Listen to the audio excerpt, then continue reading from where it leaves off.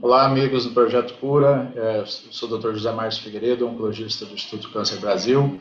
Vim aqui falar para vocês sobre o primeiro workshop dos benefícios da pesquisa contra o câncer, especificamente falando um pouco mais aí dos tipos de tratamento que estão envolvidos, podem ser utilizados para os nossos pacientes, né? Nós temos desde cirurgia, a radioterapia, quimioterapia, terapia-alvo e imunoterapia. Esses são os grandes players que você pode usar no tratamento e oferecer para esses pacientes. E o que é cada um deles? Eu acho interessante para todos vocês entenderem que esse tratamento, o paciente oncológico, ele precisa de uma avaliação multidisciplinar. A gente precisa com que esses pacientes sejam avaliados por um grande time, né, para decidir qual a sequência e qual a ferramenta necessária dessas que foram ditas, elencadas aí, para serem usadas de forma racional, né? Cada caso é um caso, o paciente, dependendo do seu estadiamento, ou seja, o quanto o câncer dele está avançado ou não, pode ir numa sequência, usar uma sequência diferente de um outro tratamento. Então, cada vez mais, hoje em dia, o tratamento é individualizado, personalizado, de acordo com aquele tipo de tumor que o paciente apresenta. Lembrando que o câncer não é uma doença única, nós temos aí centenas ou até milhares de doenças diferentes, né, porque cada tipo histológico ele tem subtipos diferentes, então essa doença é uma doença extremamente heterogênea.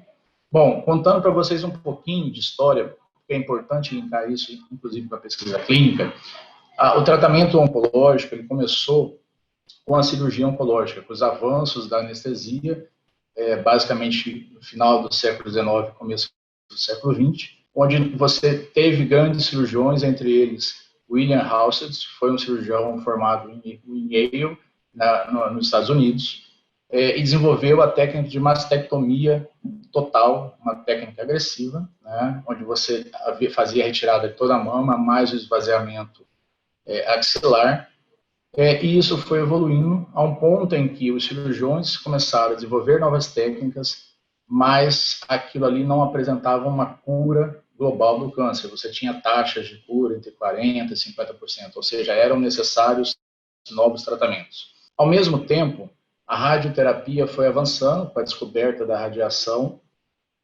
também no início do século XX, e durante a Segunda Guerra Mundial nós tivemos aí um episódio triste, né, mas que fez com que a ciência evoluísse, que foi um ataque nazista a navios aliados que estavam aportados na Itália, que tinham com ele gás mostarda, que é uma arma química, né, e que depois se descobriu os seus efeitos em medula óssea.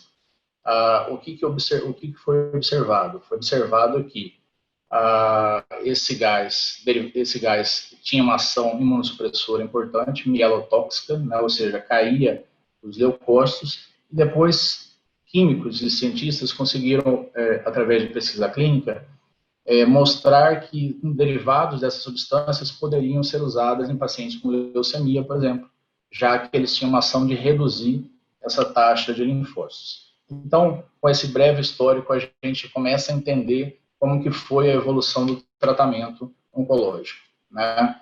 Você teve aí o século dos cirurgiões, que foi o século XX, com o desenvolvimento de novas técnicas, cirurgia cada vez mais minimamente invasiva, e mais tardiamente agora a cirurgia robótica. E no que tange a quimioterapia, você teve os agentes citotóxicos, né, que são diversos tipos de agentes que fazem com que o tratamento haja na célula tumoral em alguma fase do ciclo celular, impedindo a replicação daquela célula, seja por um bloqueio na via de replicação do DNA, seja por ação direta, enfim, você tem vários mecanismos que fazem com que aquela célula seja destruída, né? E isso é uma grande ferramenta que a gente possui aí no tratamento. Mais para o final da década de 90, nós tivemos aí o desenvolvimento das terapias-alvo moleculares, ou seja, as drogas inteligentes, né? O que isso significa? As células se comunicam entre si num sistema de modelo de chave e fechadura, né? Então, você tem drogas específicas que agem nos receptores dessas células, então conseguem fazer um tratamento mais seletivo para aquele tipo de tumor específico que o paciente tem. Infelizmente, essas drogas elas precisam antes ser testadas no tumor do paciente para ver se o paciente expressa aquele receptor ou não, responsável pela ação da droga, o mecanismo da droga. Mas foi uma ferramenta importante, também ajudou muito a controlar a doença, né? E, por fim, nós tivemos agora o avanço da imunoterapia. E o que é isso? O nosso sistema imunológico sempre combateu a doença, né? O que a gente sabe é que hoje o câncer é uma doença micrometastática desde o início do tratamento. Por isso que a cirurgia chegou a um ponto terapêutico em que você fazia brilhantes cirurgias, tirava uma extensão muito grande de tumor e tecido peritumoral, mas microcélulas continuavam circulando na corrente sanguínea. A pesquisa básica translacional mostrava que o sistema imunológico, ou seja, os generais de defesa e os soldados de defesa do nosso corpo, eles agiam nessas células tumorais e destruíam essas células tumorais. Entretanto, o tumor tinha um mecanismo de escape, um mecanismo de evasão desse sistema de defesa natural do nosso organismo.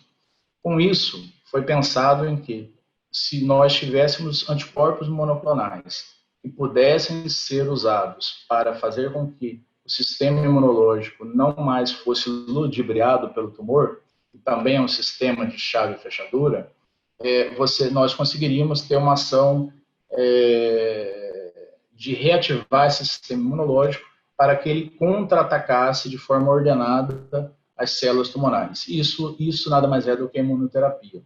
E também, cada vez mais vem sendo ampliado o seu uso nos tumores. Nós temos os inibidores de PD-1 e anti-PDL1, tá? Dentre outros. São coisas específicas que a gente não vai entrar aqui, mas que estão sendo usadas e alterando muito a sobrevida global desses pacientes. Cada vez mais hoje, graças a Deus, os nossos pacientes oncológicos são pacientes crônicos. O câncer está virando uma doença crônica. Assim como hipertensão, diabetes, as pessoas estão morrendo cada vez menos, né? É importante a gente discutir acesso, isso vai ser tema de uma outra palestra, mas cada vez mais, com todas essas terapias que nós temos em mãos, a gente consegue fazer com que os pacientes tenham uma sobrevida cada vez maior e nós conseguimos curar a grande maioria dos casos, tá? Em tese, 70% a 80% dos casos de câncer hoje são curáveis, né? O que é fantástico. Nós tínhamos uma taxa muito menor há 30, 40 anos atrás, onde nós só tínhamos aí a cirurgia, a radioterapia e poucos quimioterápicos, né? Não tínhamos as drogas inteligentes, que são os inibidores de tirosina quinase, dentre outros, e não tínhamos a imunoterapia. Então, hoje, o leque, o arsenal terapêutico que nós possuímos em mãos, uma interação multidisciplinar entre o oncologista clínico, o cirurgião oncológico, o radio-oncologista, né, e demais especialidades, a gente consegue resultados excelentes no tratamento do câncer. Esses resultados, essa sequência de tratamento, ela precisa ser individualizada, ou seja, nós podemos, por exemplo, lançar mão de quimioterapia ou imunoterapia ou radioterapia pré-operatória, por exemplo, e depois operar esse paciente e fazer um tratamento adjuvante, ou apenas esse paciente ir para uma radioterapia e depois fazer um bloqueio hormonal. Isso depende do tipo da doença, do estadiamento da doença e de quanto essa doença é ou não agressiva, né? Então, é uma abordagem complexa, cada vez mais o tratamento é individualizado e a gente consegue resultados muito interessantes com o avanço da oncologia, da medicina de precisão. Cada vez mais o tratamento dos nossos pacientes estão sendo específicos para o tipo de tumor que ele possui e por tipo predominante de clone tumoral, porque é uma doença extremamente heterogênea. Bom, falando um pouquinho das novas drogas, seja os inibidores de tirosina quinase, que são as drogas alta inteligência, ou seja, a imunoterapia, foi aprovado, está sendo discutido recentemente, alguns mecanismos para que nós tenhamos um maior acesso a essas drogas, seja no sistema público ou no sistema privado. Ou seja, hoje uma medicação para ser aprovada no Brasil, ela precisa seguir os trâmites via Anvisa, e depois ela vai para os seus respectivos pares, que é o Conitec, né, no SUS, e no sistema privado também mediante o rol da ANS. Né? Então, cada vez mais nós estamos conseguindo agilizar essa aprovação para que nós não tenhamos uma discrepância entre o que é feito lá fora e o que é feito aqui no Brasil. Né? Nós vamos ter uma palestra só discutindo acesso, né? A pesquisa clínica é importantíssima para trazer acesso a esses pacientes a novas terapias a um custo praticamente zero, né? Mas também nos nossos sistemas de saúde, nosso sistema único, que é universal, e o nosso sistema complementar, que representa uma grande parte dos gastos de saúde, também se discute o maior acesso a essas medicações. A ideia há atualmente hoje uma PEC, né, em que você está discutindo uma aceleração desse trâmite entre os órgãos reguladores, e isso está em discussão no Congresso, fazendo com que a gente tenha uma melhor disponibilidade dessas medicações para os pacientes. Tá? Mas a maioria dessas medicações hoje já é incorporada no sistema privado e começou a ser incorporada no sistema público, com atraso, sim, isso é importante dizer, das últimas décadas para cá, tá bom? Eu acho que isso é importante ser dito, porque os pacientes têm que ter noção dos seus direitos, e, enfim, têm que ter noção de como esses tratamentos mudaram e revolucionaram e vêm revolucionando